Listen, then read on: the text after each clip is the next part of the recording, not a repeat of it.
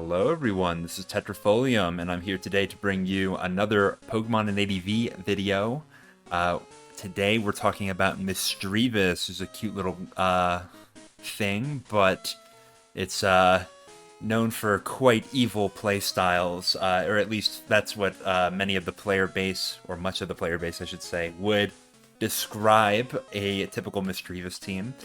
And yeah, we're probably going to be indulging in some evil here. We're breaking Zet's-Cord rule number 5. But there you go. And by the way, this little Misdreavus here, I drew that myself. So let me know what you think about it. I'm not much of an artist, but I want to thank two Zet's-Cord community members, Adia and Mom's Dump Truck, yes, that's their name, who have been hosting some draw pile sessions every month, and I've been attending those and trying my hand a little bit. Not that I'm, again, that great an artist, but I've got the confidence at least to try this now, so thank you to those two for hosting those. Let's get on to the viability rankings, and Misdreavus is a Pokemon that does get some amount of respect on the viability rankings. It's right here at number 42 in the E tier. It's one of the better UUBL Pokemon, although actually Misdreavus is technically UU ranked, but it does have quite a good niche in OU, which we will be talking about. I do think that Misdreavus has fallen down a little bit from where it was before. There was definitely a time at which Misdreavus was extremely popular. I think it might have been in like 2023, when I think ABR was playing around a lot with it, and of course, ABR would be the one to bring Misdreavus to the forefront of the OU viability rankings. Now that he's not playing so much anymore, at least not ADV, it's cooled off a little bit in usage, but it still has a very valuable niche, which, once again, we will be talking about. But before we get into that, the comment question is, what do you think about Stall as a playstyle?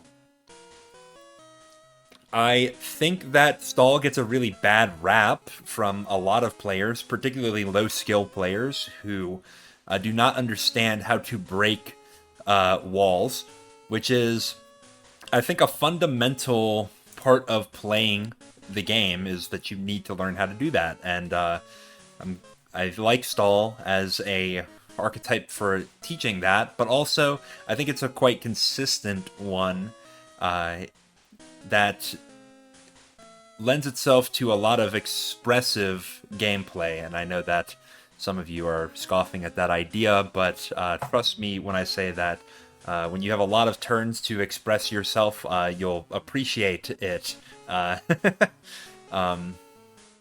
Without further ado, let's talk about immunities and spin blocking. So Rapid Spin does not remove spikes if it fails to hit. So ghost types who are immune to normal type attacks such as Rapid Spin act as what we call spin blockers. So Gengar and Skarmory are very commonly paired together. Not always, but quite common. Because of that synergy, Skarmory sets the spikes and Gengar will switch in to stop the Rapid Spinners. Though Gengar's not the only ghost type around. We have some other ones that have additional immunities or shared immunities in the case of Misdreavus and Gengar, thanks to their Levitate ability. They are immune to ground. They're also immune to spikes, and they're also immune to Doug arena trapping, but that's what you get with the ground immunity. Sableye is also worth a mention here because it has a psychic immunity thanks to its secondary dark type. Gengar is also immune to poison, not the attacking type, but the status, so that's quite good. And then there is one more ghost type that's got a lot of immunities in Shedinja, but I'm going to tell you that Shedinja's not a very good spin blocker for the reason that it literally dies to anything, including one layer of spikes. We won't be talking about Shedinja too much in this video, nor will we be talking about any baby ghost Pokemon. So if that's what you're here for, I'm sorry to disappoint you, but let's continue onward. So in terms of stat comparisons, this should look familiar to those of you who have been watching my videos for a while, but as a brief reminder to all of you, Dusclops is the highest in terms of defensive profile, although it does have the lowest HP of the 5 ghost types featured on screen here, being Gengar, Dusclops, Misdreavus, Banette, and Sableye, for those of you who are watching me with your phone in your pocket on the treadmill or whatever it is you do. Misdreavus, though, does have the second highest special defense, and arguably, special defense is the most important of the defensive stats for a ghost. Well, HP is also quite important, but as you can see, we have pretty low HP across the board. Banette is the highest with a base 64 HP stat, which is not very good, frankly, but it is the best, so there you go. And special defense, we'll talk a little bit more about why I think that special defense is a little more important than physical defense, but one of the reasons is that 2 of the more common physical attacking types you're completely immune to as a ghost type, and in the case of Gengar and Misdreavus, you're also immune to another of the very common types in ground, so there you go. And in terms of offensive stats, Gengar is by far and away the strongest on its special attacking side, though Misdreavus has a fairly respectable 85. Not that that's enough to really make a lot of headway as an offensive Pokemon, but it's good enough to be dangerous as a defensive Pokemon, in at least hitting something with a super effective coverage move does threaten it at the very least. A little redundant there. Banette does have the highest physical attack stat of all of these with base 115, and it's really cool because it gets that stab physical Shadow Ball in ADV, which is, I know, very strange for those of you who might not be familiar with ADV's mechanics, that Shadow Ball is a physical move, but I'm assuming if you're watching this, you probably already know that, so let's not dwell on it too much longer here.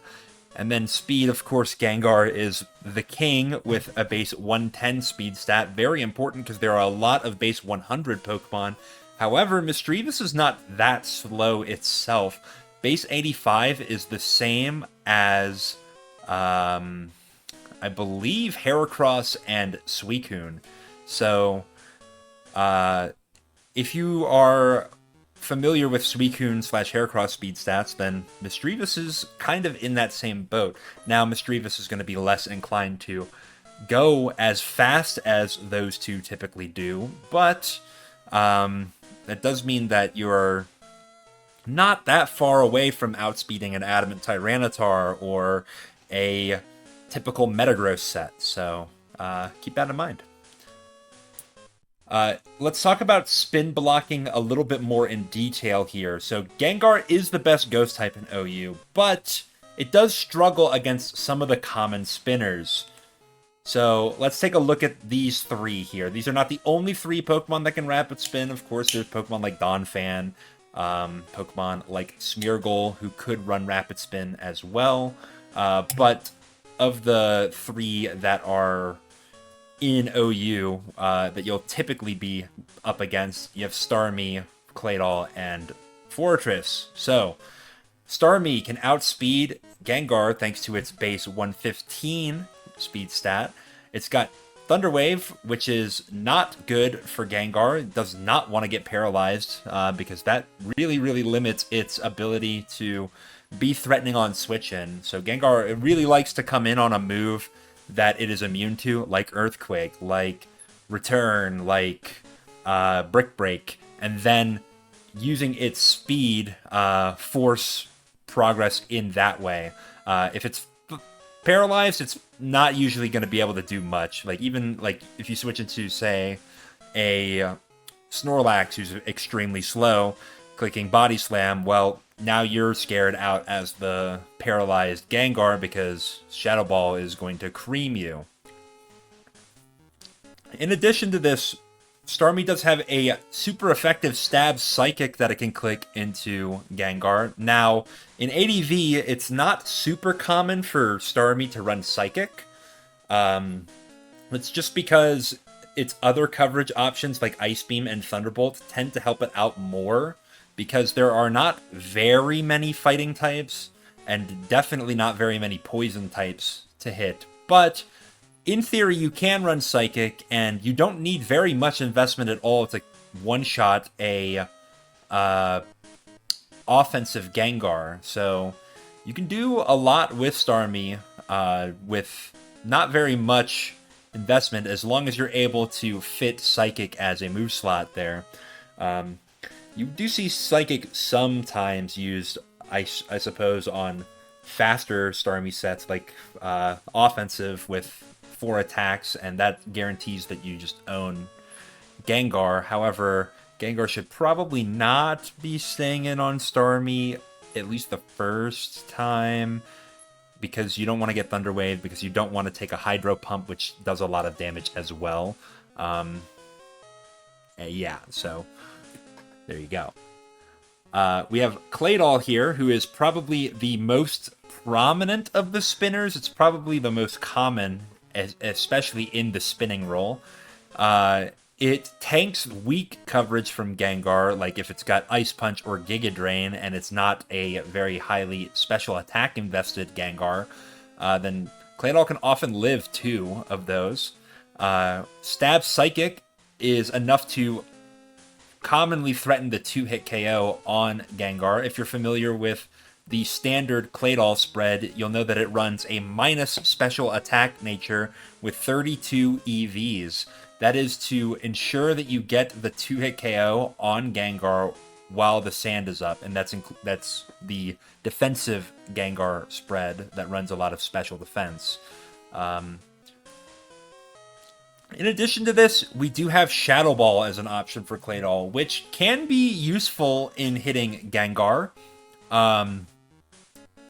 You can leverage the physical attack that you're more likely to be investing in because you like to have a strong Explosion and Earthquake.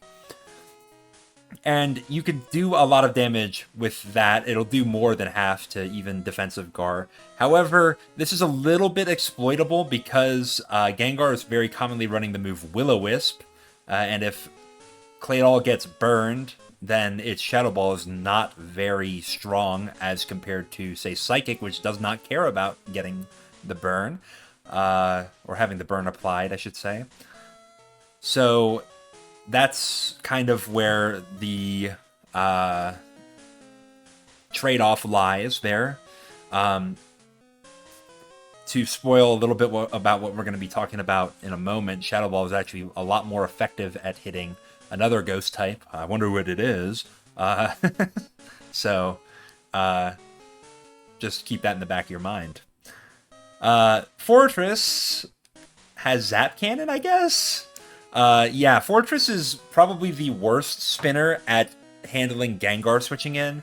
You can run Hidden Power Ghost, and we will be talking about Hidden Power Ghost Fortress. But it's not a super duper reliable move to just be thrown out there. You have to catch the Gengar on the switch because you do not want to get burned as a Fortress. And you don't want to get Fire Punched either if the Gengar is running that. So Zap Cannon is probably the most consistent option for mid-grounding a lot of things. Oftentimes Fortress is going to be coming in on Skarmory because it's threatening to spin and set up its own layers versus the Skarmory. And then you can click Zap Cannon, which would cripple the Skarmory. It also really, really cripples the Gengar if that switches in. So it's kind of a means of punishing a Gengar switch without necessarily needing a Pursuit Trapper on your team. Now, you still sometimes will be running a Pursuit Trapper with Fortress, and we'll talk a little bit more about why Pursuit is nasty for the ghost types. I mean, I'm sure you could probably figure it out, but yeah. Misdreavus, on the other hand, actually has some advantages for handling these particular spinners. For the most part, it has to do with not having the poison secondary type. So these stab psychics are not really much concern to Misdreavus. They're just going to be doing neutral damage. Well, still stab boosted, of course, but yeah. And yes, you do get outsped by Starmie. Yes, you don't like to take a T-Wave per se. And yes, Claydol will just tank any move that you would go for with Misdreavus. But Misdreavus's common set doesn't really mind all of these things quite as much as Gengar's common sets do. We have ways to deal with status. We are bulky, so we don't necessarily care about getting outsped by Starmie. And we're not even bothering to use attacks to handle Claydol. We're going to handle it in a slightly different manner. And yeah, Fortress is Zap Cannon, same idea as Starmie. Like, we don't care about that per se. Of these, Shadow Ball is the biggest concern, and in fact, it's probably a bigger concern for Misdreavus than it is for Gengar, because Misdreavus is lacking in the move Will-O-Wisp. There is a Pokemon that is not weak to Psychic, does block Spin, and has the move Will-O-Wisp. I guess you could comment down below, and if you get it right, then you're a smart gamer. But it's not a Pokemon that is very commonly seen in OU, because it is, well, a lot weaker than the average OU Pokemon. So there's your hint there. But let's move on. And no, it's not Shedinja. That's not the one that I'm referring to. Misdreavus' Mono Ghost type allows it to avoid super effective hits from Psychic, which is, as you see, the common spin blockers can be packing. Let's examine more closely these roles here. So I have a Starmie. This is the standard defensive Starmie spread with 40 special attack. It uses that so that it can get the 2-hit KO on Tyranitar. That also just happens to be enough for it to outspeed Gengar, even if it's at max speed too. So cool that Game Freak was thinking about this when they designed the Pokemon. Probably not, but it's interesting how that works out so perfectly, that you hit your offensive benchmark for 2-hit KOing Pursuitar while still maintaining max HP and enough speed for Gengar. But I have here the minimum possible investment for Misdreavus to get out of 3-hit KO range while in the sand. So any less Spadef investment than this, I guess you could run a little less HP investment, but any less Spadef than this, then Starmie will be doing 33.3% exactly, which means that if it max rolls 3 times in a row, which is admittedly not very likely to happen, it could kill you in the sand. And 3-hit KO numbers is going to be extremely important for Misdreavus, as we will see with the set that we're running with it. But if you're familiar, once again, with competitive, you probably know why 3-hit KOs are important for certain Pokemon. I'll let you ponder on that, though. Use your brain here. I can't give you all the answers. I want you to come to some of them yourself. I'm challenging you to really think here, okay? This is your time to be lucid, to come back from your trance state, whatever runner's high you're on your treadmill, and start to think, all right? In addition to this, Misdreavus' Thunderbolt with no investment will still be a guaranteed 3-hit KO on defensive Starmie. And just for the fun of it, let's take a look at offensive Starmie.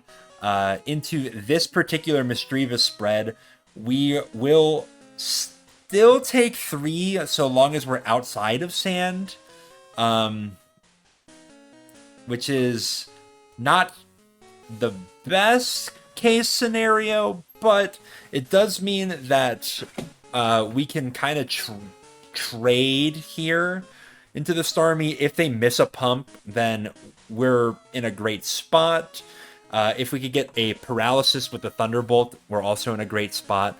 However, things like crits can happen, so that's not necessarily the most... it's not necessarily the best spot to be in.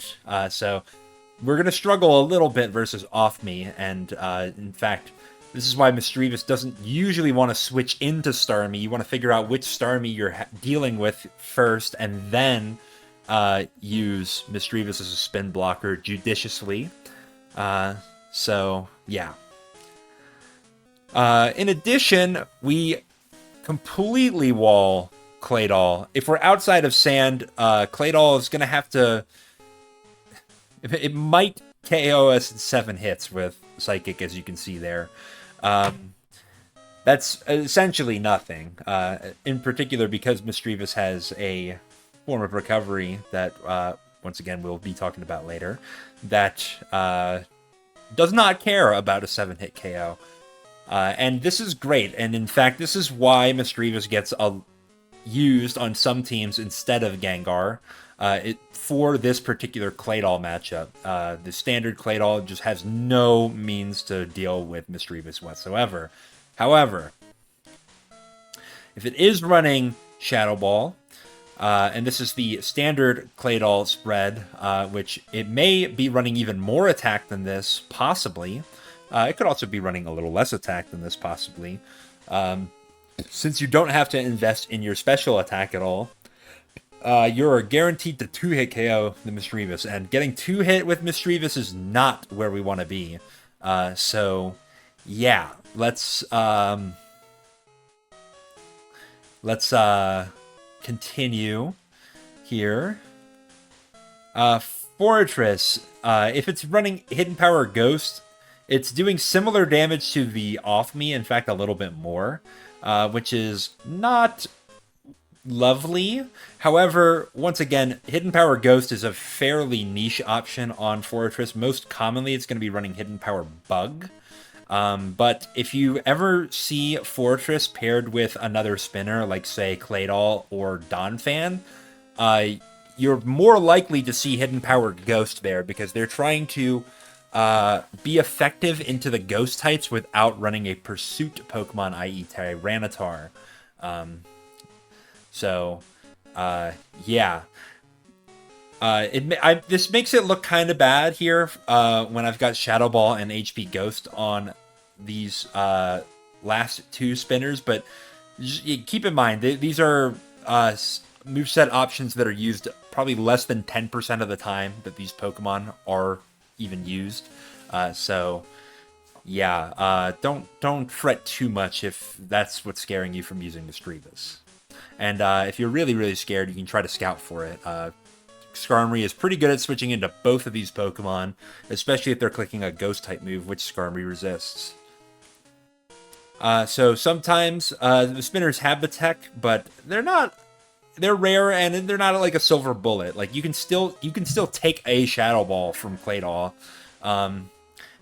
and survive with your Misdreavus. Now, granted, your utility is going to be very, very shot if Misdreavus is not able to stay in on Claydol, for example. But you can still pivot your game plan and figure out what to do from there. Let's talk about some utility moves. As notable for Misdreavus, it does not get Will-O-Wisp like the other Ghost types, except for Sableye. For some reason in this gen, they did not give Will-O-Wisp to Sableye. But Misdreavus does get access to Destiny Bond and Perish Song, which are both fantastic moves, especially for a utility Pokemon like Misdreavus. Of course, Gengar gets those moves as well. However, because of Misdreavus' better special defense, you're a little, especially for Perish Song, you're a little bit more likely to achieve value with Misdreavus using that. Mean Look, of course, is going to be a very, very powerful option for us, but also notably, Misdreavus has Calm Mind, which is a sample set from Smogon, but we won't be examining the sample sets from Smogon. Not because there's anything wrong with them, per se, just because Misdreavus is a fairly niche guy, and the samples were written, I think,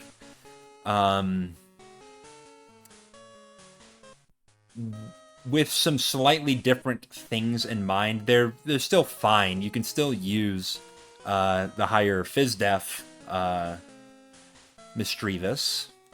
You could still use Calm Mind, I guess. Although I think that's kind of not the best possible set for OU. Probably a little better in UU, but there you go. Did you know Bennett also gets Calm Mind? I didn't, until I made the Bennett video, which you should go check out. Although I don't use Calm Mind Bennett in that video, so sorry to disappoint. But yeah, we're gonna be looking mostly at this Mean Look Perish Song combination, which is shared with Gengar and can be used, but is a little less effective because of the reduced bulk from Gengar. But Pursuit is still a major issue, as we'll talk about here. So these are the Dark type Pursuit users. There are other Pokemon that get Pursuit, like Metagross, like Aerodactyl, like Dugtrio, I guess. That, I mean, certainly could use Pursuit, maybe not so much Dugtrio. But the Dark type Pokemon are definitely the more scary to see with these, because they get that stab boost and because they have pretty good bulk, or in the case of Houndoom, have extremely powerful special attack stats that really, really threaten your Ghost type users. So Misdreavus is really, really sad when it sees those. Thankfully, Misdreavus' natural special defense allows it to take a Pursuit better than Gengar would, but it lacks in offensive options to strike back. So Gengar, for example, it could use Hypnosis and Focus Punch, which will scare out all of these Pokemon. You have Explosion, which is great into Houndoom and Umbreon, not so much for Tyranitar, but sometimes you can afford to do such a thing depending on what you have in the back. Like, say, you explode your Gengar and then you get in your Dugtrio to kill Tyranitar. That could be an option. Yeah, Misdreavus is lacking in these capabilities, so you're just going to be switching and taking your fat 75% for your troubles. Which is why you need to be very proactive with your Misdreavus, and you have to have some knowledge of your opponent's team, or at least some knowledge of the metagame to be able to identify when they might have a Pursuit Pokemon in the back. I was actually asked this earlier today, like, how do you know when your opponent has a Pursuit user? And at least a shorthand would be if you see a Fortress or if you see a Breloom, you can probably assume that your opponent will have a Pursuit user. There are other common structures where Pursuit is used, but that takes a little bit more metagame knowledge. So for those of you who are a little newer, just assume if your opponent has Fortress or Breloom that they're going to have a Pursuit user. And this is the spread that we're using here, and this is a spread that brings me a lot of joy because it's got random EVs thrown all over the place, almost in every stat. But the crux of this is that we're trying to be a very specially tanky Pokemon so that we have a better matchup into Pokemon such as Starmie. So that we can more effectively spin block / trap them. So, the 4 special attack here, believe it or not, this is what you need to guarantee that you OHKO off me. If you have less than that, then you could min roll twice and off me could get out of that situation. This is assuming again that the Starmie has no like significant investment, which off me usually can't afford to. It wants to be max speed, especially nowadays with Endeavor Swampert running around. Max speed Starmie outspeeds Endeavor Swampert by 1 point. And then you want to have pretty much max special attack if you can help it. But yeah, the 4 special attack EVs here from Misdreavus will help you to secure that 2-hit KO, even if there's no sand, which there a lot of Misdreavus teams do not run sand. It's actually usually a detriment to the Misdreavus. You want to be on the threshold of, you want to be just on the right side of the threshold of 3-hit KOs, and sand oftentimes makes that a little difficult. But nevertheless, we have we have some defense investment to help us out here. So we'll live 15 out of 16 rolls from a crit HP Ghost from Fortress. Not that really matters that much, but it's good to know that we are just a little, like, we have a little bit of an insurance policy in case shit hits the fan. Excuse my language there, but it's something. We will also survive an unboosted Meteor Mash from Metagross, which is kind of impressive for a Pokemon with 60 HP and 60 defense. But believe it or not, that is the case. This could be potentially important if you need to get a Parasong off on the Metagross. Like, for example, it's an Agility Metagross, and that's your best way to force it to get out of there, and you might be able to reposition in such a way that you can stabilize the endgame. Not super advisable to do this all the time. Like, Misdreavus should not be your first answer to Metagross, but you know, it only costs us a little bit of defense investment. I think it's worth giving it a shot here. We narrowly escaped some 3-hit KOs that are kind of important, like Deathme's Surf, like Off-Guard's Thunderbolt, which is kind of interesting because Misdreavus could be used as a Gengar beater. If they stay in with their Gengar and you mean look them, then you are often favored as the Misdreavus to kill them and survive. And also Donphan's HP Rock. Now, your mileage may vary on this Donphan calculation. Donphan runs a lot of different spreads, but I went based on the one that you see in the calculator, which I think is not necessarily the most optimal.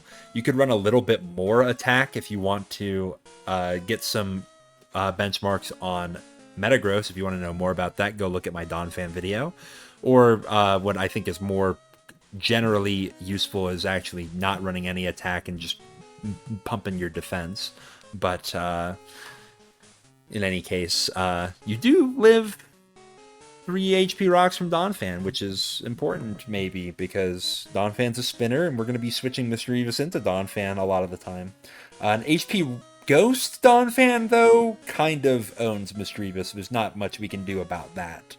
And then Tyranitar's Pursuit, for the sake of documenting it, does about 72% to us with this spread.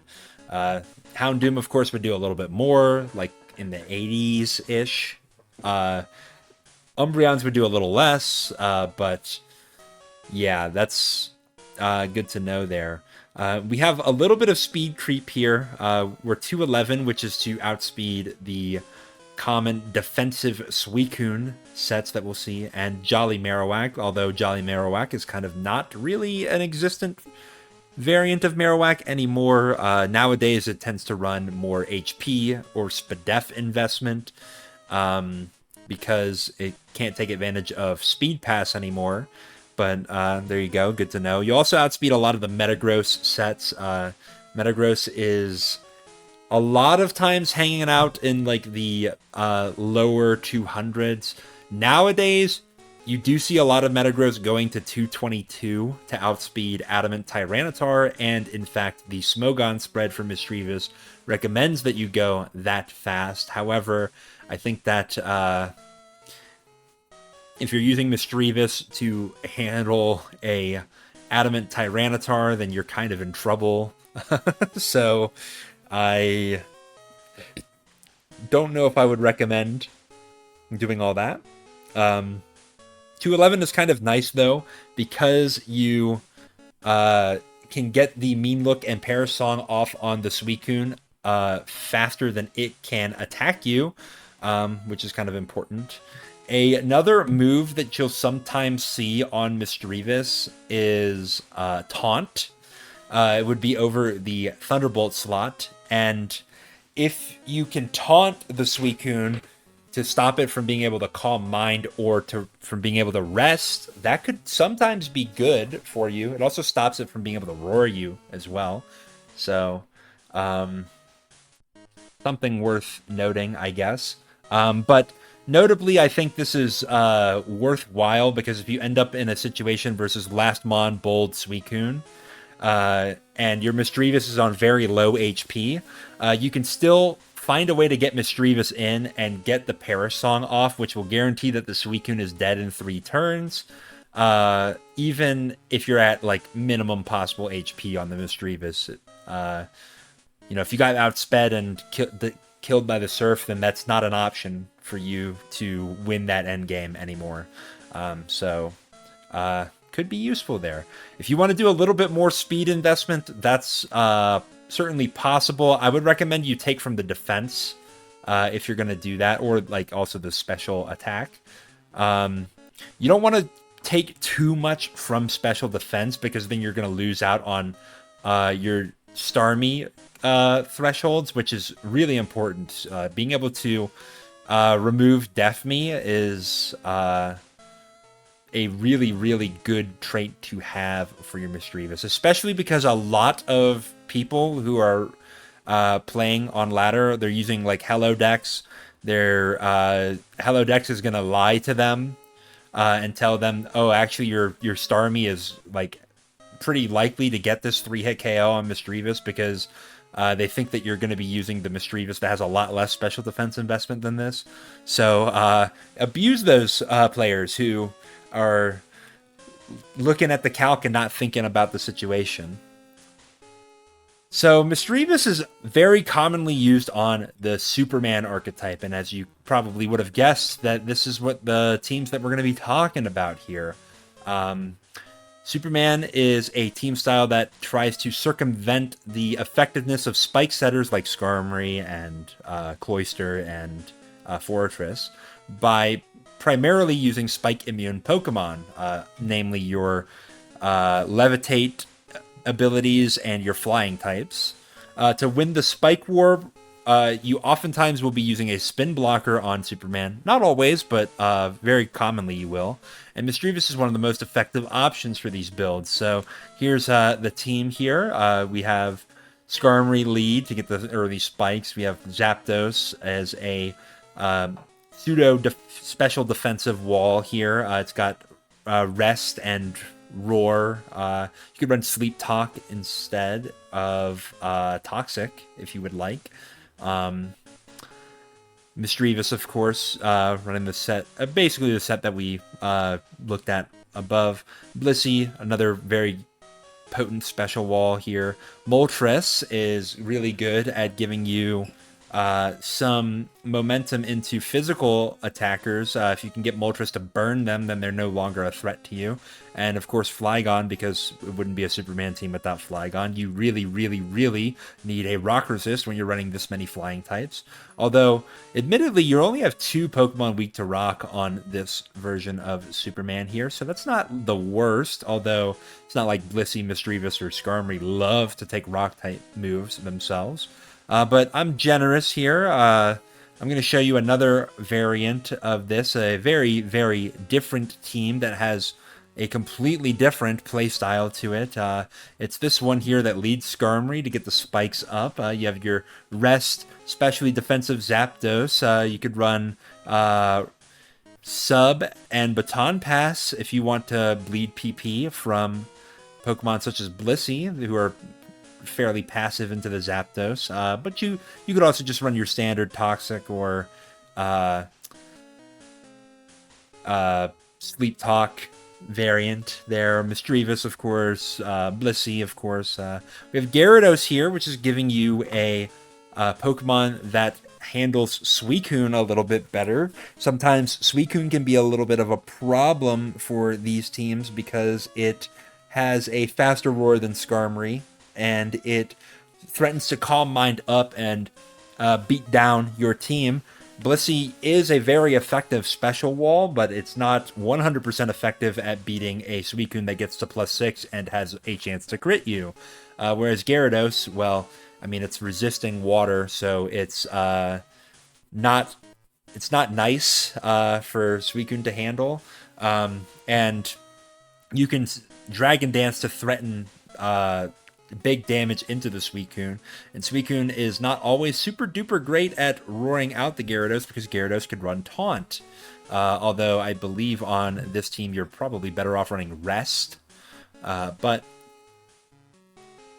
nevertheless, Gyarados is a pretty good option there for helping you against these water-type attacks. And then you have Flygon. Of course, you need your Rock Resist on this team. You don't want to be losing to the Rock-type attackers. But that's quite good. But maybe you're like, I don't know. I'm not really feeling this version of the team. I've got you another version of Misdreavus Superman here. It's very different. Plays not at all like the other two, and it's this one right here. So you have your lead Skarmory, which hits the spikes early. It's quite good at doing that.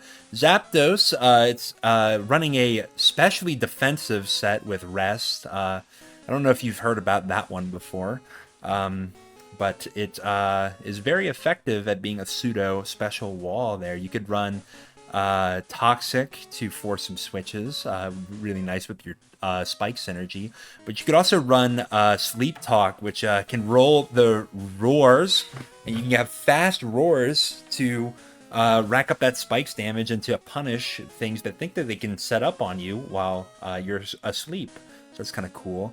Or you could just run like Sub and Baton Pass, which is a cool set for getting a little bit of momentum, but also like PP stalling things like Blissey. We have Misdreavus, which of course we saw on the previous slide, and Blissey, of course, is a very fantastic special wall. But now we have Weezing here, and Weezing is kind of like a pseudo Rock Resist. Watch my Rock Resist and ADV video if you want to know about that, but you can spread Will-O-Wisp, which is unlike any of the other teams that you see on here, which threaten the physical attackers, and it gives you a really nice switch into fighting type Pokemon, which you wouldn't think that Superman, archetype that uses a lot of flying types, would be weak to fighters, but it kind of is, because fighters commonly run rock coverage, and yeah, they smack your Skarmory and Blissey around, so that's not a fantastic place to be, but Weezing is pretty good at patching that. I mean, you could say Gyarados with its Intimidate could do that as well, but like, or Moltres with its fire moves and Will-O-Wisp, but Weezing's not weak to Rock Slide, so that's a good one to know. And then you have Flygon. Of course, you need your Rock Resist with these Superman teams. You don't want to lose to the Rock-type Pokemon, do you? Especially when you have all these flying types. Although, this last version actually is only 2 flying types, which is kind of bizarre for Superman, but cool to see. So yeah, the very unique flavors of teams that are not at all like any other version of Misdreavus Superman that you might ever encounter. Yeah, I think this is... I mean, these teams are fine. Don't get me wrong. You should certainly play around with them if you want to. And if you're in Revival tournaments, you'll be able to find the top version with Moltres in the sample teams. But I I want to go a little bit of a different direction here. We're actually going to be running Misdreavus on a non-Superman team. I know, we're breaking some rules here. We're breaking a lot of rules here.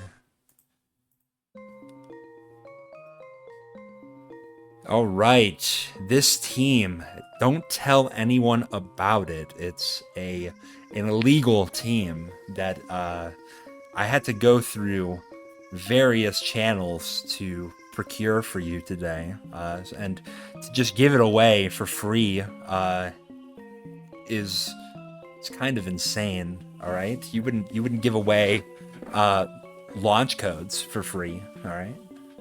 This is Geneva Convention. It's called this way because HClat, a famous ADV builder and player, called it that because he's a funny guy. But it was constructed, I believe, originally by him, but it's also been used to great success by McMegan in SPL, his game versus Soulwind, which if I was a smart person, I would have prepared that replay for you, but I'll put it down in the description if you want to see it. Great game, by the way.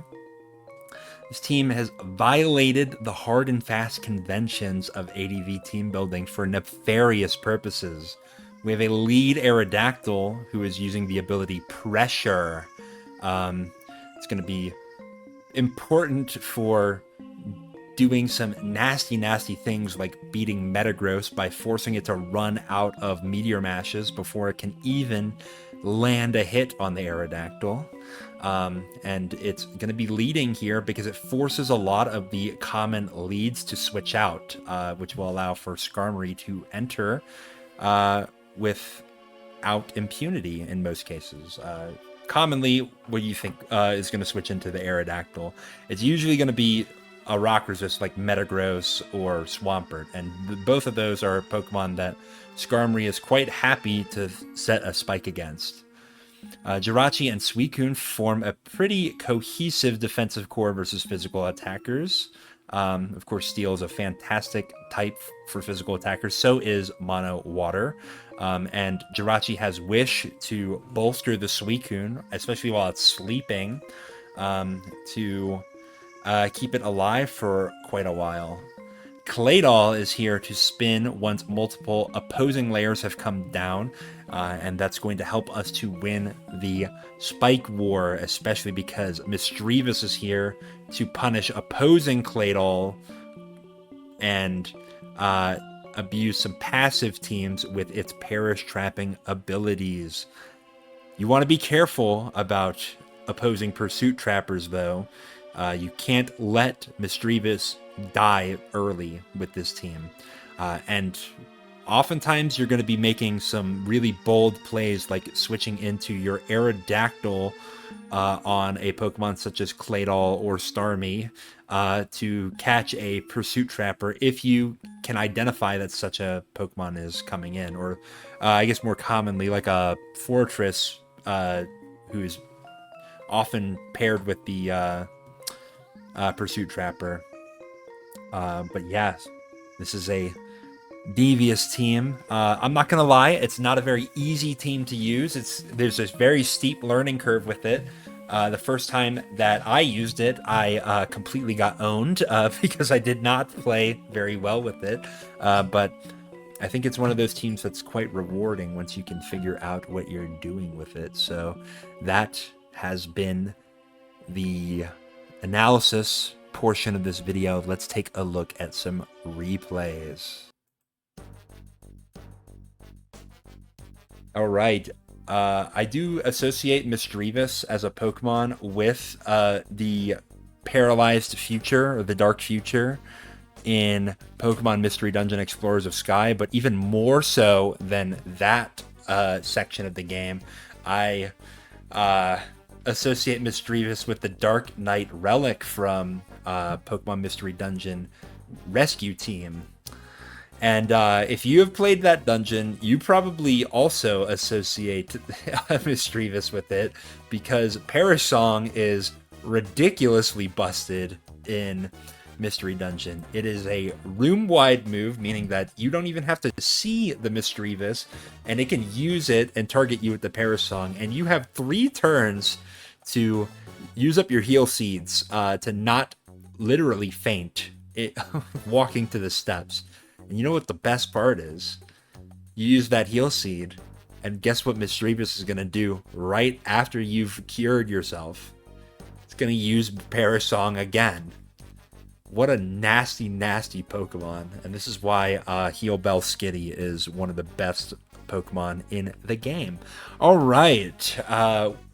Let's talk about these replays here. We're up against Quirtus. Interesting name. It's kind of like you do those 4 keys on your keyboard and then go back with the other 3. You know. Aerodactyl versus Salamence. Salamence is probably switching here, so I'm switching to Skarmory. Great, we found Hariyama, which is not the thing that we would love to be in front of with our Skarmory, but I am going to go ahead and get the spike down because that's fine. And then we're going to Drill Peck into the Starmie that's switched in. I've calced that to see that it is, in fact, a Deathmee. Interesting. The Starmie clicks Psychic. Why would it click Psychic? Well, they have acknowledged and figured out that I probably have a spin blocker on my team. And the most common spin blocker, of course, is Gengar. But this is where Misdreavus literally is showing its value right now. We can switch into a Psychic from Starmie, which is already not a common move. So he's got an uncommon tech to beat Gengar, and I've countered it here. He's going to stay in and critically hit me, which is fucking... Excuse my language. That's really annoying. Because if I didn't get crit there and I got the mean look off, then I could have rest looped the Starmie for a little bit here, and then gotten my Parasong off as I woke up, then went to sleep, and then removed this Starmie from the game. However, my opponent is... He has no fear. He has no fear of death.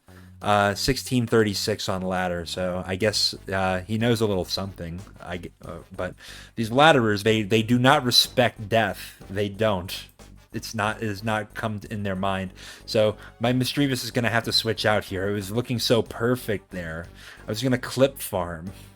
But I can at least throw a Toxic off on the Starmie, force it to switch. This is a fairly free turn for me to go for Wish. But I go for Toxic instead because I'm a greedy person. I want to note here that this Starmie does not have Thunder Wave because it's dropped it for Psychic. Its most likely last move is Recover. So my Jirachi was fairly safe to stay in against the Starmie, which is not always the case, but notable in this case. They go for a Fire Punch. I'll trade a Fire Punch just to check to see what set they are. I'm thinking that they are not... They may be a defensive Rachi. So I'm not going to be making much progress there, and I don't want to get burned, so I'll switch to Suicune. Of course, I get burned. If you have looked at the paste for this team, you probably have saw the Suicune set, and you had to do a double take. This is a very rare Suicune that does not have Calm Mind. We are running Rest, Surf, Ice Beam, and Roar.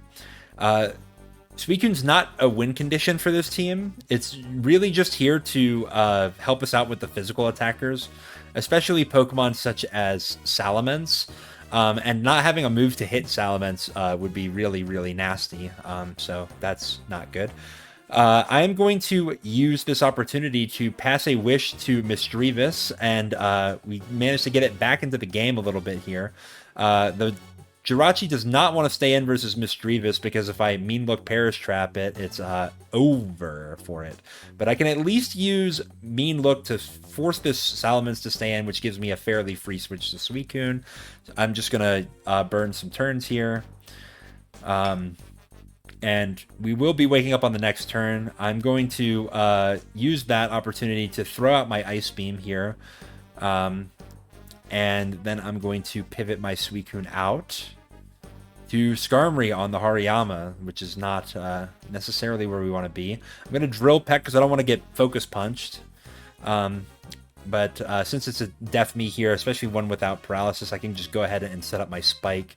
As they go for a Wise Surf, that makes a lot of sense there. I'm going to rest my Misdreavus. They're going to go for Psychic, trying to fish for a drop there. It's kind of interesting. But I am going to switch my Jirachi in because I don't want to get Haxed out there. I'm going to pivot back in to block the spin. Very smart by me. And that gets me a little bit of extra leftovers chip healing, which means that I have fairly effectively gotten out of 3-hit KO range here. Just don't crit me. Thank you. And this Misdreavus might be able to beat the Starmie one-on-one here. When I wake up, I can go for a Perish Song. And we are just outside of KO range. And we can go for Rest. And this is what we should have done earlier here, but I had to... They made it a little awkward for me because they got the critical hit. I'm going to go ahead and burn a turn with Misdreavus. You do not want to switch out too early with Misdreavus. So keep this in mind here. If you switch, Mean Look is no longer active. Which means that if we switch out while this Starmie has like 2 or 3 turns of Perish available to it, it can switch out. On this turn, though, it's going to die if it stays in. It can't switch because of Mean Look, but I can switch now. And it's going to go for a Rapid Spin on its deathbed there, which is probably the most value it was going to be able to get, especially because I'm going to Suicune, which walls it otherwise. But there you go. Now that their spinner is gone, I just have to get 1 layer of Spike back down, and this is going to be a fairly academic game from here. Now, unfortunately, my Skarmory is not in the most fantastic of positions because it's knocked off in at 56%, but that's fine. I'm going to protect with the Jirachi to see if they have a Fire-type move to click. But in lieu of that, I'm going to Wish in front of the Celebium. This is a great turn to get my Skarmory in. Jirachi's here, which does have Fire Punch. I'm going to play it slow here. Let's go ahead and burn some of those Fire Punch turns there. It's actually really nice that they let spectators see this pressure going on, because now I don't have to keep count for moves such as that, which is very appreciated. Thank you to whomever made that change for us. Now that Blissey's here, I'm going to go ahead and drop my Spike there. It is a Thunderbolt Blissey, so it's probably Calm Mind. Not always, but sometimes is. And they switch Salamence in as I get a Toxic off on it, and they're going to forfeit the game. Because, yeah, basically what's going to happen here is I'm just going to leverage my defensive switches and let Toxic and Spikes kind of just... Not Toxic Spikes, notably, but the combination of Toxic from my Jirachi and Spikes from the Skarmory wear away this team. In fact, because there are so many passive Pokemon on this team that Skarmory can take a lot of hits from, in particular the Celebi, if I can pass another Wish to it, I could even maybe get 3 layers of Spikes up, and that could be really devastating for my opponent. So yeah, this is exactly the type of team that you would want to see with your Misdreavus, like this, an opposing like spikeless balance slash stall team. I didn't even have to bring my Claydol out, and look at how much value all the other Pokemon get together versus this. That was awesome. Next game. Macahamp or Murkrow. What's up with the Machamps on ladder, huh? Well, anyway, I'll go for my Drill Peck to get some big damage in on this Hariyama here. And I'm just going to drill peck again because I wasn't born yesterday, all right? Not getting focus punched by the Hariyama. So why, like, you might be asking why I do that. Well, for one, it's for the focus punch. And for two, a lot of the other Pokemon on my team, I really, really, really do not want to get knocked off on. That limits the effectiveness of a lot of the Pokemon. Skarmory is probably the least bothered by it, or maybe between it and Jirachi. But the issue is Jirachi doesn't really like want to sit in versus the Hariyama. Because it doesn't really have great moves to hit it. We'll give it a guts boost if we status it, and I don't want that. Whereas Skarmory's got the drill peck that at least forces some big damage on it. Now that's at 25%. It can only switch in but so many times, and we're gonna force them to switch to a Pokemon that can handle our Skarmory, which is their Zapdos. They're going to opt to take a spike versus my Jirachi, who is threatening to burn them should they stay in, and speak of the devil. We're going to go to Claydol here because I don't want to take a Thunder Wave on anything, and that's great for me. We could spin here, which we do, as they go for another Thunder Wave, so that's cool. I'll go for an Earthquake here, seeing if they want to go for another Thunder Wave. Instead, they go for a Soft Boiled, which I think is quite reasonable. Now I'm going to go to Misdreavus, and they go to Skarmory. So, with Misdreavus, you almost always have one of Thunderbolt or Taunt. If you have Taunt, then you have a chance to beat Skarmory here. And what you would do is go for Mean Look first. That's going to trap the Skarmory. If they don't click exactly Roar or attempt to switch right there, then you've got the Mean Look on them. Then you would click Taunt to stop them from roaring. And then you would click Perish Song.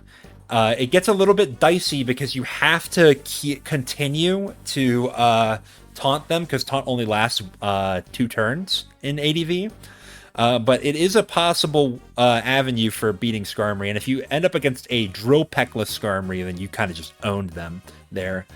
However, if they're a Drill Peck Skarmory, they can sometimes put enough offensive pressure on you that you're forced to rest, and they could roar you before you really get your Perish Song going. So in this case, this is why Thunderbolt is actually probably preferred, because it means that I've got a nice move to click into the Skarmory. I would 3-hit KO it, in fact. So, yeah. I also want to note that Protect blocks Mean Look, so don't try to get cute with that. But I am going to Mean Look their Blissey as they switch to that. So good night to their Blissey. That's actually phenomenal for me. We'll take the Ice Beam. I go for Thunderbolt there. It's actually probably better for me to rest, because I'd rather like remove this status and then get to burning those turns early. But I thought it was possible that they were Mono Blissey. They didn't have Ice Beam, so I might not have been able to get my rest off anyway. But now I have, and now we can go Jirachi, who will take the Ice Beam. I figured that they would probably Ice Beam there because I've revealed the Claydol, and Thunder Wave gets them no value if I go to Claydol. So I was willing to risk getting paralyzed on Jirachi for that, and it paid off. There's some amount of guessing you have to do there. And my opponent says, actually, so bored, I'm going to forfeit GG, which, well, for one, they lost at this point. I mean, you can't say, it's a little too early to say, but their Skarmory is getting lower. If I'm able to kill it, I'll just spin, and yeah, we're threatening so much pressure there. But they're saying I'm actually so bored when they're running like Hariyama Superman, essentially. It was really funny to me. I wonder what they think about Stall as an archetype. See your hammer if you're watching. Go ahead and comment. I want to know what you think about Stall. I think you're probably a Stall hater if you're using Hariyama. So Hariyama is a really good Stall breaker. In fact, however, this team has some pretty nice lines versus Hariyama, i.e. drill pecking with Skarmory, which is why drill peck is virtually required on Skarmory if you're running a stall team. It's kind of counterintuitive, right? You would think you would want more utility moves on a defensive team, and you would want more offensive moves on an offensive team. However, in the case of Skarmory, it's almost the opposite, where you're more okay not having drill peck on offense, but you absolutely want it on defense. I mean, that being said, drill peck is a really good move for Skarmory regardless of what team it's on. You could almost always justify running drill peck. So take that advice maybe with a bit of a grain of salt, but there you go. We're up against ADV Kenny Pickett, who is a 1700 gamer who's got a really sick custom avatar for doing all of the ADV ladder achievements. I want to shout out a former teammate of mine, Isnialan, go Nperts, by the way, who has taken up the mantle of reviewing all of those challenges. It's a thankless job, but I'm here to thank you for it. So if you're watching this, thank you once again. Let's get into this one. Aerodactyl versus Tyranitar. Okay, if you've heard about lead Aerodactyl, you're probably familiar with the concept of HP fighting arrow. So HP fighting does get the one shot on Tyranitar. So we're abusing this sort of convention, or this conventional wisdom, at least for more experienced ADV players, they probably know this, to force this Tyranitar out as we go to Skarmory. Except my opponent has no fear of death. They're going to click Thunder Wave, which is not great for me. And then they have Focus Punch, which is also not great for me. I'm going to switch to Suicune here because I don't want to take too much damage on Skarmory unnecessarily. As they will switch to Breloom as I go for a Surf, and I get a critical hit, which is fortunate. They do have leftovers. I've been seeing the leftovers list Breloom running around, and I don't really like that, especially when you have Tyranitar on your team. But yeah, I'm gonna go to Claydol and Sleep Sack that because I'm anticipating with Breloom they probably don't have spikes, and if they do, it's probably Fortress, which I can remove with Misdreavus given the opportunity. However, I want to be careful because this Tyranitar could easily still be Pursuit, even though it's got the strange options of Thunder Wave and Focus Punch. But we're going to go back to Suicune on this Focus Punch, and that does a lot. Maybe I should have went to Misdreavus and then pivoted. But I am going to sacrifice my Suicune here to eliminate that Breloom. Not a great spot to be in, I'm not going to lie. But now we'll go Jirachi, who gets a Toxic off on their Claydol coming in. And now we reveal the Misdreavus. Perfect. We'll want to switch this Misdreavus out because this Tyranitar could easily be Pursuit, and they are indicating that by switching straight to it. And they have a Starmie. Okay. 2 spinners, that's kind of rough to deal with. Now that I've revealed the Misdreavus, though, it's possible that they could go straight to Tyranitar, which would be really rough. I'm going to risk it anyway. But I should probably switch here. Do I? Yes, to Aerodactyl. And Aerodactyl is quite threatening, at least for these Pokemon here. I could have HP Bug, which is what they're trying to switch to cover.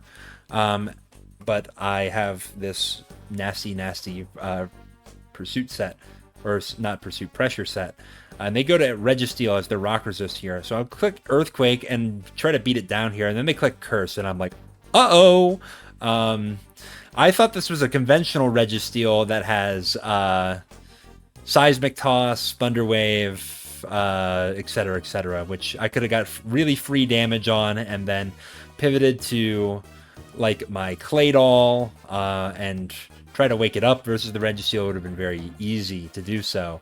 However, this curse set is not great for me, especially when I'm -1 on my Aerodactyl. But if I get a critical hit, I will kill this Registeel. So I'm going to continue to play for it, because I don't really have a great Pokemon to handle this. I could have probably went to Skarmory a lot sooner and roared it out, at least. And then tried to find a position where Aerodactyl was doing a little bit more damage to it. But I kind of figured at this point, well, I mean, if I get a critical hit, it's really, really over for this guy. So you can't get it if you don't go for it. So then they click return. I'm thinking, uh-oh. Well, Misdreavus would block return, but they have hidden power as well. It's resisted, so it's probably hidden power bug. But yeah, now I'm kind of just letting them heal back up, which is not great. And frankly, I should be switching out here to Jirachi. But I am bleeding him out of his moves here because of the pressure. So this range here, it's always going to be the lowest because I have pressure Aerodactyl. I don't know what I'm doing. Maybe trying to condition him to get to go for some curses.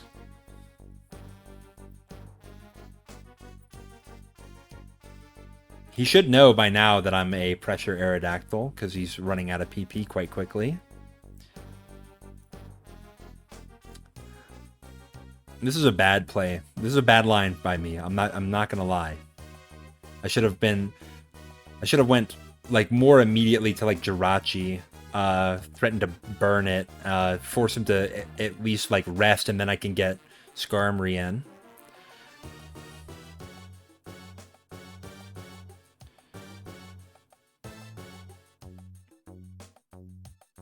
I'm gonna use up my last substitute here. Use up my last protect here.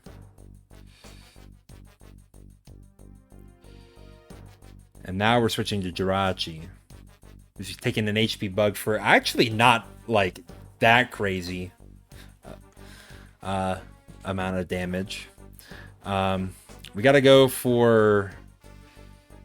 we switched to Skarmory there to try to get another bit of leftovers chip healing on the Jirachi, but he reveals last move superpower actually, which gives me a little bit of a ray of hope here. If I can get the burn on him, he won't be able to rest it off.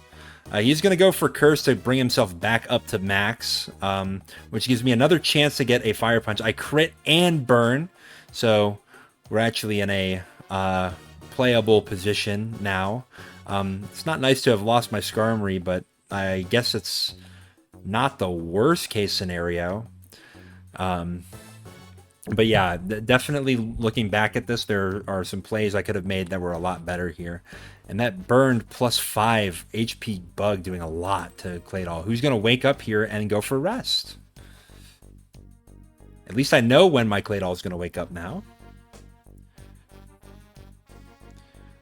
I probably could be going to Misdreavus, who kind of walls all of these moves here. But I guess I'll sack my Claydol for the sake of going Aerodactyl and getting some chip healing here. Go Misdreavus now if you're smart. Actually, that's even smarter to go for the Earthquake.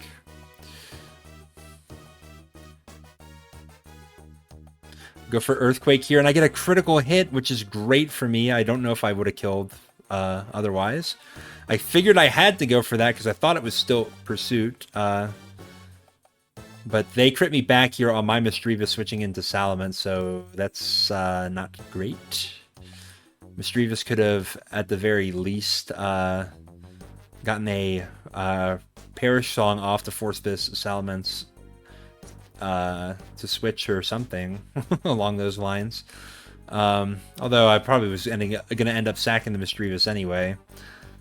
Crit on Jirachi, that actually sucks because it means that they could just go for Dragon Claw again instead of revealing their fire move.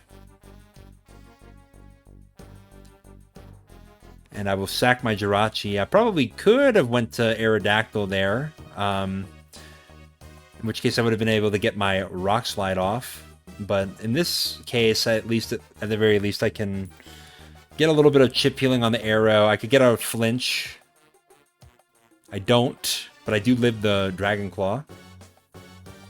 And they're going to go to Claydol. As I go for Protect, trying to sneak a little bit of chip healing there. They have Rock Slide. Not great. I mean, Psychic probably would have broke my sub anyway. I guess there's a chance for him to miss the Rock Slide, which is cool. Can go for a Protect here if I want, which I do, which is not great because the Salamence is pivoting in. But I will go for Rock Slide here, just kill the Salamence. I don't want him to be able to pivot it in and make me any weaker than I already am. Aerodactyl could still steal this game if I get some lucky flinches, but to no avail. Kind of rough there. I could have played that better for sure. I could have used my Misdreavus a little bit better, like versus the Registeel. If I came in immediately, especially when I saw that it was a hidden power bug Registeel, I could have gotten my Hair Song off on it. Yeah, I understand. I think I understand what I was thinking, which was, oh, I don't want to spend my Misdreavus when I need it to spin block against double spinner here, but like we let the Registeel get way out of hand, and that was bad for us. So we also didn't play so great around the Breloom, but there you go. For people who say Tetrafolium never posts losses, there you go. I posted a loss, and this is to show that this team, you do have to be proactive, and you have to play smart, and you have to trade effectively. The Suicune was really important. I should have kept that around. I can't really afford to lose it to the Breloom there. In addition to that, to show that Misdreavus, yeah, it's a pretty bulky Pokemon, but like it's not a world beater. Like that Salamence, it gets that crit, and it's 2-hit KOing me, which also means that if it didn't crit, it would have 3-hit KO'd me with its Dragon Claw anyway, so that's kind of tragic, but it is what it is. Last game here against a friend of the channel here, Wild Rumpus, a fantastic commentator for Revival tournaments. How you doing, Rumpus? Yeah, I run into him on ladder a lot, as it seems. He might be one of my most featured gamers on my videos here, but let's see what he's running here. He's got lead Medicham, who does not want to stay in versus Aerodactyl. I don't trust switching to Skarmory versus Medicham, because if they do decide to do something crazy like Substitute or Focus Punch, then I don't want to eat that. So I'm actually going to go for a Substitute of my own here, see what he's going to go to, and then we'll Earthquake this Metagross for not very much damage, admittedly. We'll Protect as he goes for another Meteor Mash. Now he's down to 12 mashes, which is effectively 6 versus Aerodactyl. Make that 5. And he's going to go to that Salamence there. And my Aerodactyl is still relatively healthy here, so that's fine by me. I'll go to Skarmory on the Metagross now, which is, I think, a fairly reasonable line. Sometimes you don't want to switch your Skarmory into Metagross, because if it's Choice Banded, Explosion will kill your Skarmory. But we have confirmed that it's leftovers, which means it does not have a strong enough boom to one-shot the Skarm. I'm going to get my Spike up because with this team, I was thinking it's very likely there's going to be a Magneton, not very likely there's going to be a Spinner. And I think even if I lose my Skarmory, I'll be fine as long as I have my one Spike down. As my opponent here goes for Focus Punch. So I'm going to Drill Peck, try to keep him honest here. And maybe I can get another Spike down. as they're going to steadfastly go for another focus punch there. And then they're going to switch to Salamence, as I presume I go for, a Protect, actually. Protect here. Let's see what the Salamence has. It's Fire Blast, so it's most likely Mixed Ments. Makes sense with this blue offense-ish structure.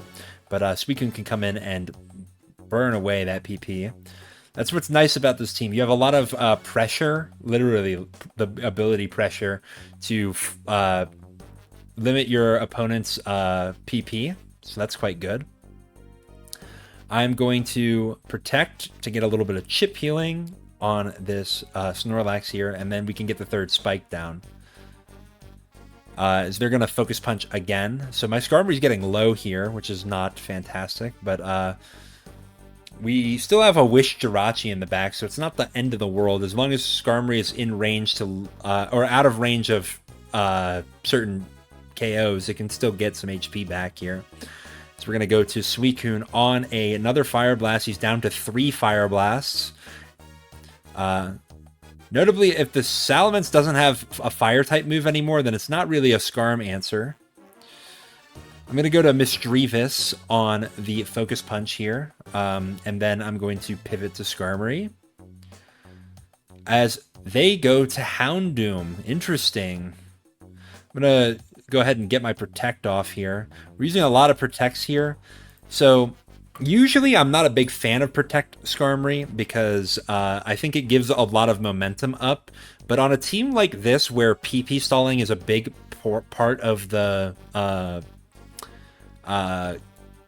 pressure that you exert on your opponent, I do think that Protect is warranted here. And it's also nice to have that safe chip healing, although I would argue it's not always as safe as some will let on. Say if my opponent abused my Protect turn to go to like a substitute Pokemon, or to a Pokemon with a boosting move, then that could have been really bad there. Or like if they have Magneton and you click Protect, they go to Magneton, that's not good either. Which is why obviously you want to throw the Spike the first turn if you can. I do end up switching my Suicune into this burn. Not the worst case scenario, but they reveal Milotic here. Interesting team. A little bit, I'd say this team's probably a little too soft into Skarmory. Like coming in on the Snorlax, I'm able to get 3 spikes up, and the Skarmory is not that low, all things considered. So that's fine. That is a banded Focus Punch if I've ever seen it. As my opponent will go to Salamence there. Some of you would have switched into Misdreavus there to stop the banded Focus Punch there. Let me tell you why that's a bad play. If they think that you're going to do that, they would go to their Pursuit Trapper, and you would take a Pursuit on your Misdreavus for no reason. Instead, you could go for Earthquake with the Claydol, which would stop the Focus Punch from happening. If they go to Houndoom thinking that that's what you were going to do, is go to Misdreavus, then they will lose their Houndoom, which means that Misdreavus is free to do whatever the hell it wants. Although, against this particular team, there's not much that it's great for. It's probably the best it could do probably is Pursuit or trap this Milotic, which would actually be great, but not overly necessary. We can just PP stall that with Suicune. And in addition, if they switch to their Salamence like they did here, we'll still get that leftovers chip healing on the Claydol, which means that we're not completely screwed for options there. I'm going to sack the Claydol to this Medicham, however. And now I can go Skarmory and get a nice little Drill Peck off into their Salamence, which is admittedly not the best thing, but it's okay. Their Medicham is scary, and every time it comes in, it's threatening to get a lot of value into my team. But it's dead now, so there you go. And that was the sequence that I wanted there, is Medicham dead to Surf, on a turn that Suicune wakes up, because they can't go for Focus Punch, right? So at worst, they go for that Brick Break, and it doesn't even quite do half. So Suicune is still quite manageable here. Skarmory can just come in on the Snorlax, and because I have all my layers down, I can just peck forever. As they're going to try to punish the Skarmory going for like a Roar, but I don't need to do that. Yes, it would be great if they switched to Metagross and I was able to Roar that, but I'd rather just stay in and get my safe chip healing with Drill Peck there. In fact, they probably should have went for Body Slam to paralyze the Skarmory. That could have been a maneuver. But now I'm going to go to Suicune on their Houndoom, and I'm going to be able to rest this up. So they go for Crunch and get the Spadef drop, which is not nice. They could go for Pursuit here. They don't. They go for Fire Blast, which was a great play by them, actually, to try to catch the Skarmory. Unfortunately, I'm lucky and dodge. And I can go back to Suicune, who's going to eat up those Fire Blasts. I go to Skarmory here on some cheeky shit as they go for a Crunch. Protect. That's another Fire Blast down the drain. They only have 4 left. I'm going to go to Suicune as they go for Crunch. Very smart. However, if they don't crit or get the drops, then I'm still in a good spot with my Suicune. Well, so much for that. I am going to switch to my Skarmory here, who's going to get blasted in the face. That's not a good sign, but Aerodactyl is still in a great position, as it can go for Substitute and start Rock Sliding / Earthquaking away. That does a lot to the Salamence, even with the -1, so that's great. Just go for the Rock Slide anyway, even though they switch into the Metagross. Saves me some HP at the very least, as they go for a Mash and miss it. If I went for a Sub and they missed that Mash there, that would have been fantastic. But you can never predict when the Mash is going to miss. They're down to 3 more clicks of Mash. They are going to switch it up, go for Earthquakes, try to save some of the Mash PP, as I'm going to go to Jirachi here as they go to Salamence, which is fine by me. I'm getting a Toxic off. I'm actually going to Wish first, which that's smart. Get the Suicune back in. I'm a smart guy. What can I say? I'm making better plays than I thought I would make in review. Go for a Protect here as they go for an Earthquake. I think I'd probably sack Misdreavus. No, I'm going to throw up a Wish as I get boomed on. If I sacked Misdreavus there, that would have been pretty smart.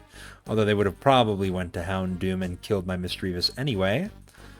But at the very least, we are going to get our Wish up on Suicune.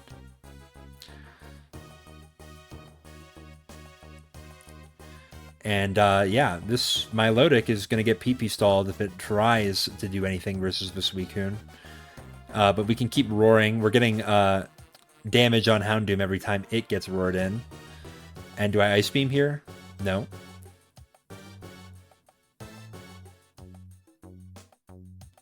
They go for Hypnosis with the Milo, actually. Which is honestly not bad for me. I don't know when I'm going to wake up, but they also don't know when I'm going to wake up. So if I click on a Surf as they switch to something like Houndoom to try to make progress, then that could be really bad for them. Unfortunately, I get the full turns of sleep, but also fortunately, I don't get haxed at all by the Houndoom, which means that I'm in a great spot with my Suicune. I'm going to go to Aerodactyl on the HP Grass here. And I can just Rock Slide and kill, but I'm going to go for a Protect first, just to get a little bit more chip healing, just in case we end up in a situation where I miss my Rock Slide.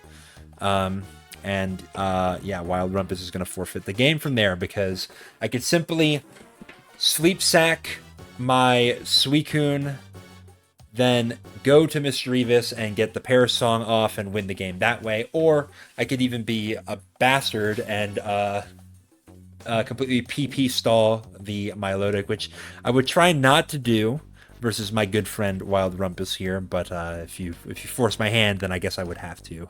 So there you go. That's been Misdreavus in ADVOU. That kind of completes the set. That's all the fully evolved ghost types now have a video on them.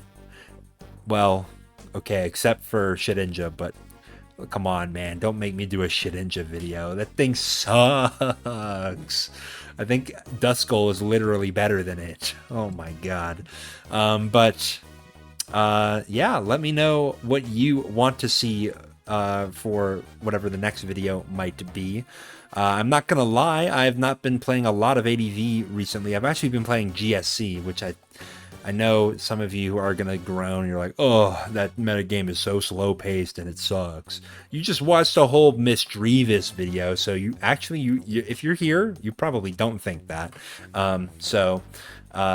Yeah, I think that's a really, really fun tier. Unfortunately, it doesn't lend itself quite as well to these style of videos because there's not fun little EV interactions to talk about. But if you do want to see me do some GSC content, I'm not opposed to doing it. Maybe after I'm done with my little tournament, I could do some reviews of some of my best games, maybe some of my worst games, and see where that goes from there. Or maybe I could do like a intro to GSC for the ADV player type of video or something. I don't know. I have no idea what my next video is going to be on, but we're going to figure it out as we go. So please stay tuned, and thank you all for watching.